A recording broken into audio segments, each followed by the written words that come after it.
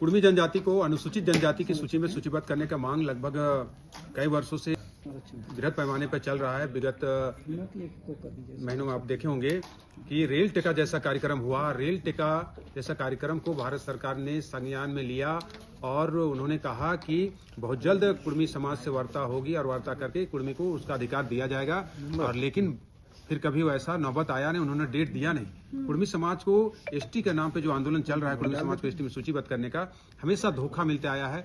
विधानसभा चुनाव के समय भी कहा गया कि कुर्मी को बहुत जल्द एसटी का सूची में शामिल कर लिया जाएगा, लेकिन उस समय चुनाव के बाद भी भारत सरकार फिर बात के लिए तैयार नहीं हुई।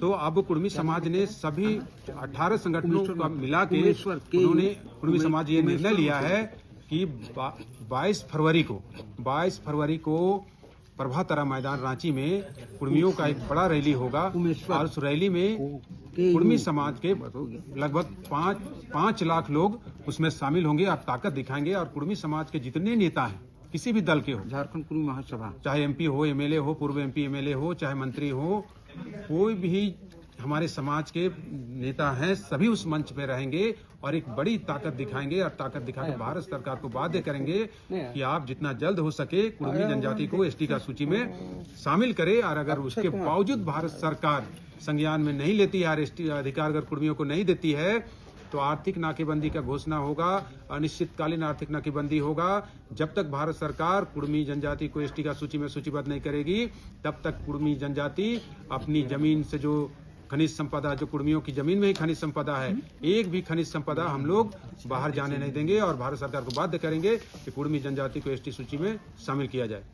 आप लोग पेशा एक्ट की भी मांग कर रहे थे, उससे पहले आप लोग चाह रहे थे कि कुर्मी जाति को जो है एसटी सूची में सूचीबद्ध किया जाए, तो इससे पहले ही अब पेशा नियमावली को मंजूरी मिल गई है, क्या कुछ कहेंगे उस विषय पर? देखिए, शुरू से कुर्मी जाति पेशा एक्ट का समर्थन में रहा है। कुर्मी एक सशक्त जनजाति है, जनजाति होने के नाते जनजातियों के फेवर में पेशा एक्ट को लाया जा रहा है, इसलिए हम लोग समर्थन करते हैं, उसका समर्थन में है। लेकिन बात ऐसी है कि कुर्मी जनजाति है, लेकिन कुर्मी जनजाति का जो अपना जो रूढ़ी प्रथा है, जो वायसी व्यवस्था है, उस व्यवस्था को उस प्रारूप में शामिल करने की बात थी।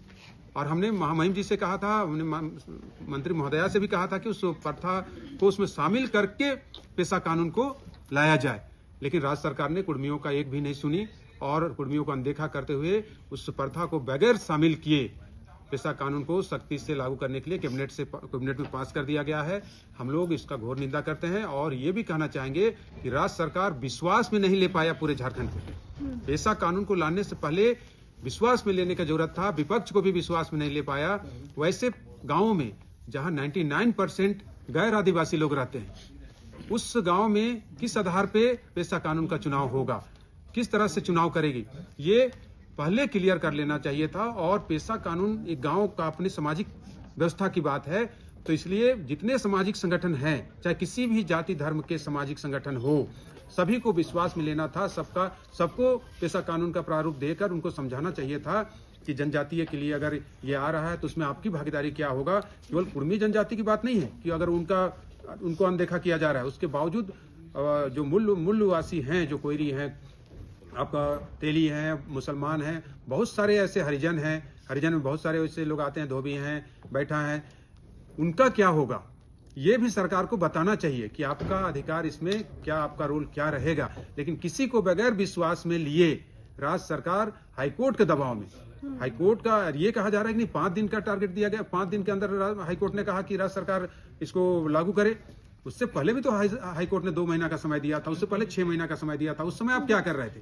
उस समय आपको, जब हाईकोर्ट आपको समय दे रहा है, उस समय आपको तुरंत में ये काम को पूरा कर लेना चाहिए था। कम से कम आप विपक्ष को विश्वास में लेते, सर्वदलीय बैठक बुलाते और बैठक में ये पहले जो आप प्रारूप बनाए हैं, जिसको ला रहे हैं, उसको पहले सबसे सहमति लेते और सहमति लेके और विपक्ष के साथ साथ, सर्वदलीय बैठक के साथ साथ सामाजिक संगठनों का भी आपको राय लेना था। राय लेके, क्योंकि बहुत बड़ी बात है, छोटी मोटी बात नहीं है कि आप तुरंत में कैबिनेट में पास कर दिया और कानून लागू कर, उसका क्या प्रतिक्रिया होगा गांव देहात में, उसको आपको देख के चलना चाहिए और देख के ही करना चाहिए। तो ये सरकार इस सब बातों पे नहीं कर पाई और एक गलत तरीके से निर्णय ली है। इसको सरकार को कहना चाहेंगे कि आप फिर से इस पर पुनर्विचार करें, सर्वदलीय बैठक बुलाए और सामाजिक संगठनों को भी बुला के राय ले और उसके बाद हाउस में भी ला के चर्चा कराए। हाउस में भी लाके चर्चा कराइए और उसके बाद पास कराइए। हम लोग स्वागत करेंगे। हम लोग पेशा का हमेशा कहे हैं कि सख्ती से लागू हो पेशा कानून, लेकिन तरीके से लागू किया जाए।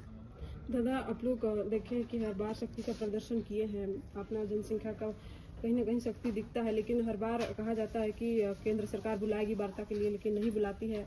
इस बार भी अगर ऐसा कुछ हुआ तो क्या उग्र नहीं, वार्ता के लिए नहीं बुलाती ऐसी बात नहीं है। दिल्ली में हम लोग हुड़का जाम किए, 2 दिन में भारत सरकार संज्ञान में लेके मीटिंग में बुलाई थी। अच्छा, आश्वासन देके टरका देते हैं लोग, केवल कुर्मी को वोटर समझ लिया है लोग, है ना। वहाँ ऐसा पे भी वार्ता के लिए आप लोगों को बुलाया था? बिल्कुल, हुड़का जाम के बाद 2 दिन में, उस समय जनजातीय मामले के मंत्री थे अर्जुन मुंडा जी, बुला वहीं पर बात हुई थी। और उसके बाद उसमें भी आश्वासन मिला था कि इलेक्शन से पहले, विधानसभा चुनाव से पहले 20 मिनट तक अमित शाह जी से बैठक हुआ था उनका आवास में, और उसमें 20 मिनट में सारे बिंदुओं पर बात हुई थी कि कुर्मी जनजाति को कैसे एसटी का सूची में नहीं शामिल किया गया।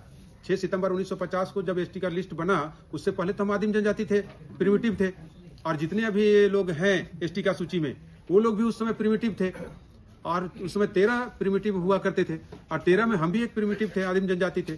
13 में 12 को आप शामिल किए एसटी में, हमको आप छोड़ दिए, और उस बात पर भी वहां चर्चा हुआ था कि कैसे आपको जोड़ा जाएगा, आपको फिर से इस लिस्ट में कैसे लाया जाएगा। सभी 25 मिनट का वार्ता हुआ था माननीय अमित शाह जी से, और आश्वासन दिया गया था कि इलेक्शन से पहले कुड़माली भाषा को संविधान की 8वीं अनुसूची में शामिल कर दिया जाएगा, और इलेक्शन के 6 महीना बाद कुर्मी को एसटी में शामिल कर लिया जाएगा। उसमें उस बैठक पे असम के मुख्यमंत्री हेमंत बिस्व शर्मा जी भी थे, और झारखंड से बहुत गणमान्य लोग भी थे। सामाजिक संगठन 21 संगठन के कुर्मी समाज के सभी अध्यक्ष लोग थे, और सबके सामने ये बैठक हुआ था। और उसके बाद जब इलेक्शन के बाद, ये तो इलेक्शन से पहले कुड़माली भाषा को नहीं किया गया, इलेक्शन के बाद जब हम लोगों ने जब वहां बात करने का प्रयास किया, तो फिर हो गया कि नहीं, अब उस पर बात नहीं बननी, कोई बात करने के लिए तैयार नहीं हो रहा है, इसलिए रेल टेका किया गया था। अगर वो लोग बात करते तो रेल टेका नहीं होता। रेल टेका के बाद भी गृह सचिव ने कहा, केंद्रीय गृह सचिव ने, कि हम बात करेंगे, और बात करने का आश्वासन दे के हमको रेल ट्रैक से उठा दिया गया, और उसके बाद भी फिर डेट नहीं मिला। और इसलिए रैली किया जा रहा है 22 फरवरी को। 5 लाख कुर्मी समाज के लोग जुटेंगे, और उस रैली तक अगर भारत सरकार संज्ञान में लेती है तो ठीक है, उसके बावजूद अगर नहीं संज्ञान में लेती है तो रैली से ही हम लोग आर्थिक नाकेबंदी की घोषणा करेंगे, और भारत सरकार को बाध्य करेंगे कि कुर्मी जनजाति को एसटी का सूची में सूचीबद्ध करना होगा।